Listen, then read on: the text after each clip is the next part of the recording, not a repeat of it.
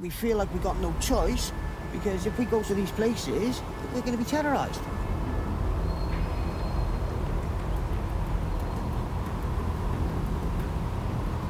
I had a patch where I had my kids, and we lost a kid through social services, and I ended up going back to the drugs, and I ended up back on the streets again.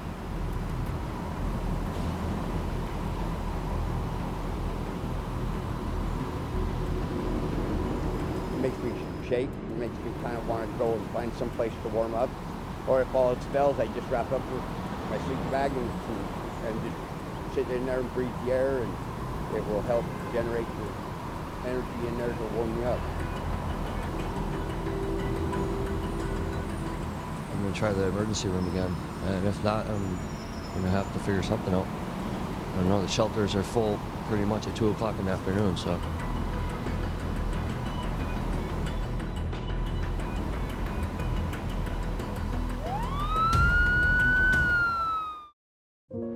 In the heart of a brutal winter, while many turn to heated jackets and modern warming devices, there are still people facing the cold with nothing more than a few sheets of cardboard and word-of-mouth survival tips.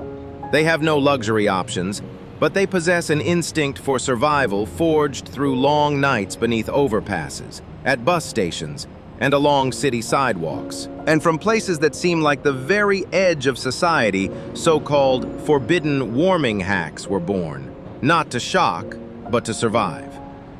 In this episode of The Homeless Fact, we do not tell a story of pity. We examine the body's mechanisms of heat loss, the simple physical principles that determine survival, and how homeless individuals transform the urban environment into a source of free heat. Behind every plastic sheet, every heated stone, every sun-facing wall lies a quiet but calculated survival strategy. If you believe knowledge can save lives in critical moments, take a moment to like this video to help spread this information. Subscribe so you don't miss future analyses, and leave your thoughts in the comments, because sometimes a small conversation can ignite a powerful warmth.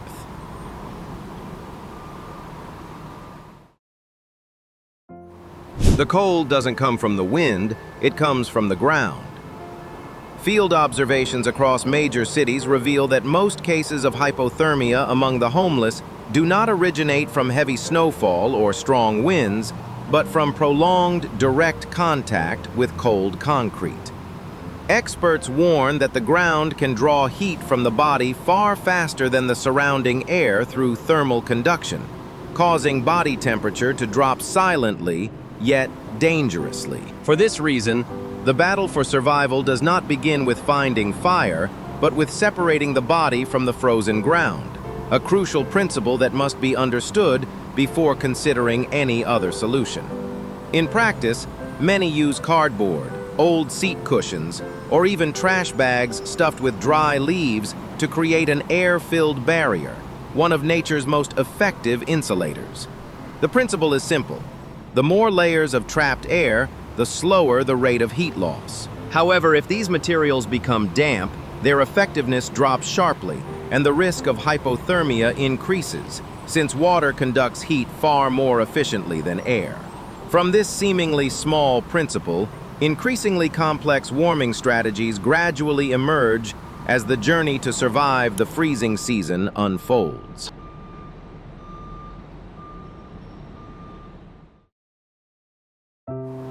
The last source of warmth is the body itself.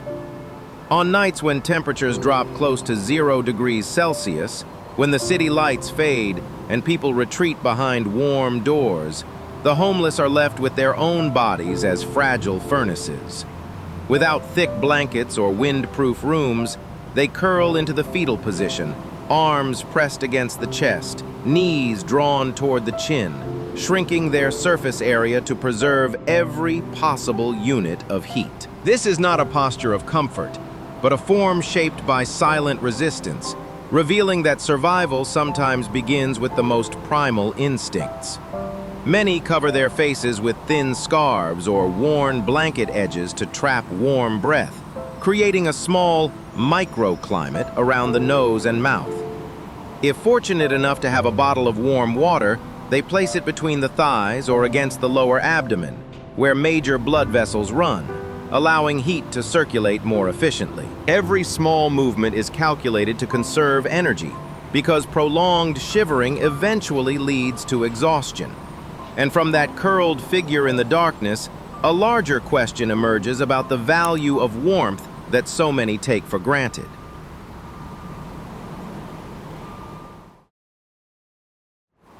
When fire becomes a fragile boundary. In dark alleyways and wind-swept vacant lots, a small flame can mean more than light. For the homeless, it is not just warmth, it is a signal of survival in the thick, suffocating cold of night. They gather scraps of paper, dry twigs, even dryer lint or cardboard as tinder, because if a spark fails to catch within seconds, the opportunity to stay warm may vanish. And in the fragile moment when a weak flame finally rises, hope is quietly rekindled. Yet fire must not only be ignited, but also controlled. Some people place candles close together to combine heat, or use metal cans as makeshift stoves to shield the flame from wind. They understand that sustained, steady warmth matters more than a fierce blaze that burns out too quickly.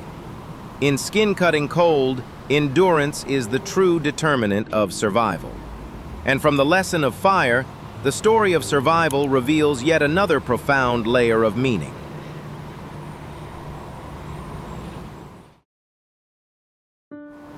The sit, an unofficial heating system. When night falls, many people hurry back to insulated rooms. But for the homeless, the city becomes a thermal map that must be carefully read. They observe faint steam drifting from laundromat vents, residual warmth leaking from restaurants after closing hours, and concrete surfaces that still retain heat from a day of sunlight. In that world, every south-facing wall, every underground parking garage, every exhaust vent holds value like an unnamed public energy source, accessible only to those with experience. The ability to read the city becomes an invisible survival skill. Many choose to sleep near the entrances of large buildings, where temperature differentials create subtle upward currents of warmer air. Others seek underground parking levels, where geothermal stability keeps temperatures more consistent than the exposed streets above. These are not random choices, but strategies shaped by observation and memories of nights that were nearly fatal. By capturing every trace of escaping warmth, the fight against the cold advances to a quieter, more calculated level.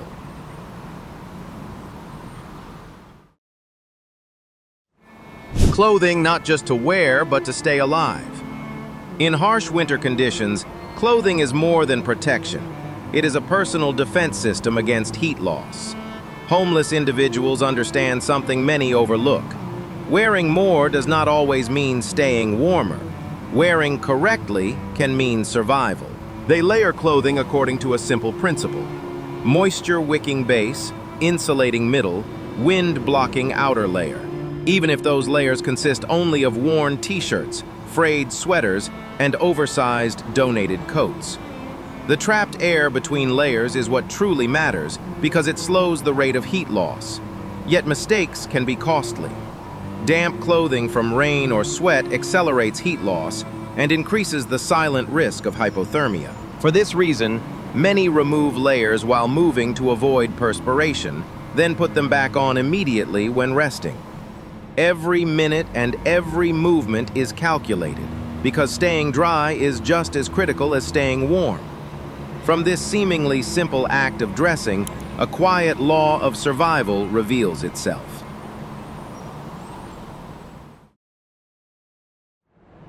Food, the silent heat source from within. When icy wind cuts through thin layers of clothing, few realize that the most important warmth comes from within the body.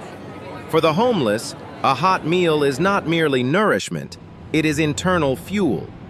Energy-dense foods such as rice, bread, thick soups, and fats increase metabolic activity, generating natural heat to counter prolonged cold exposure. On brutal nights, even a single cup of hot noodles can create a measurable difference between relentless shivering and temporary endurance.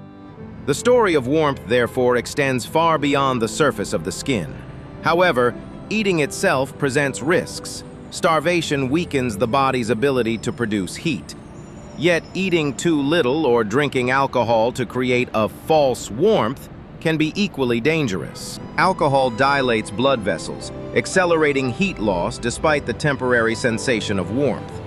Many have learned through painful experience that this illusion can be deadly.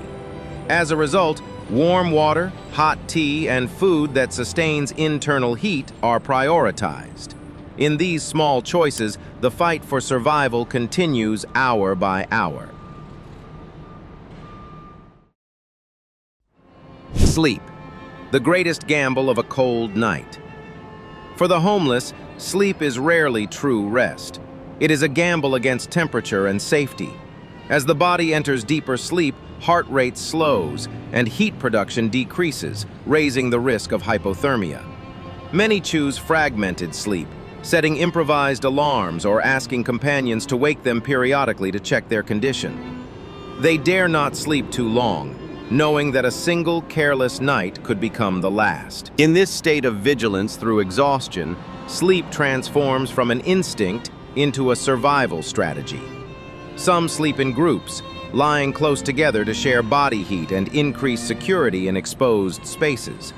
They select wind-sheltered corners, lean against walls to reduce surface exposure, and even construct makeshift barriers from cardboard boxes to block drafts. Every detail is carefully considered, because staying warm during sleep is far more difficult than while awake. From the way they endure the long night, a deeper layer of resilience and loneliness emerges.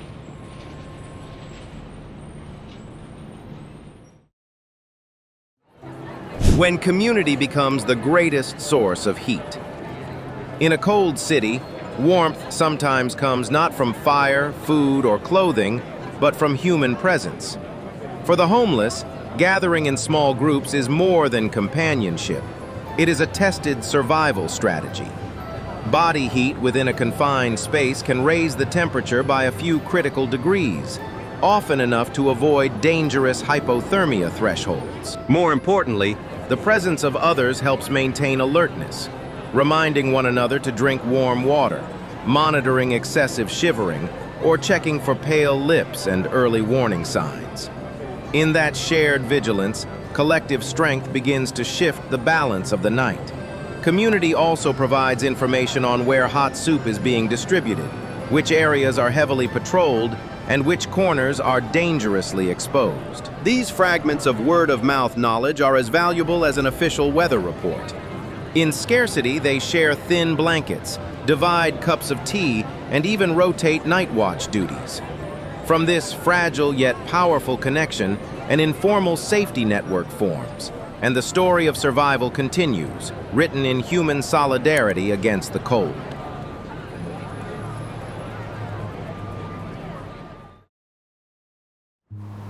Morning, the final test of will. If the night is a silent battle against the cold, then morning is the test of revival. When the first light touches the damp pavement, the homeless do not simply wake up. They assess whether they have survived another night. Stiff fingers, numb feet, breath still carrying the weight of cold air. These are signs that the body is still fighting to function. They move slowly to restore circulation, rubbing their hands together, stamping their feet against the frozen ground to awaken sensation.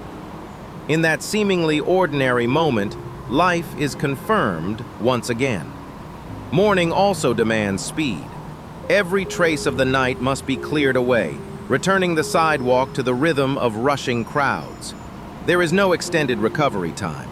They must find warm water, secure their first meal of the day, or move toward a wall touched by early sunlight to dry, damp clothing. Even weak sunlight becomes a new ally in preserving body heat. From surviving the night to stepping forward into the day, each morning is a reminder that the battle is not over yet. They are still here, still moving, still hoping.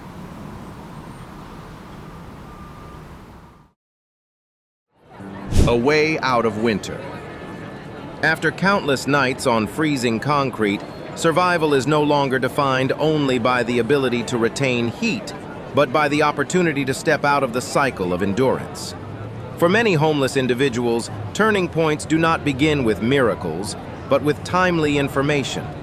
A piece of paper listing a support center's address, a job posting taped to a pole, a referral to affordable temporary housing. Any of these can become a pivot in a life's trajectory. Sometimes what they lack is not strength, but access to a starting point.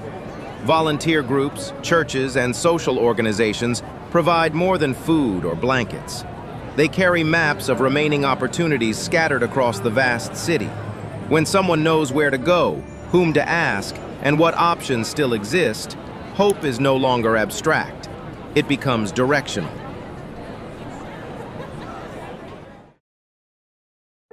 The road back, and a prayer for tomorrow. Leaving the sidewalk is rarely a dramatic moment. It is a gradual process of reclaiming what was lost. With initial support from the community, many begin rebuilding through seemingly small steps, replacing identification documents, completing residency paperwork, and registering for entry-level work. Some learn mechanical repair, kitchen assistance, or warehouse labor. Others take overnight shifts simply to secure stable employment. The first paycheck may be modest, but it is proof that they can still stand on their own labor. Savings are gathered carefully to place a deposit on a modest room. Basic belongings are purchased one by one, replacing the instability of street life. This is not merely a change of sleeping location. It is the slow restoration of personal agency. The path, of course, is not smooth.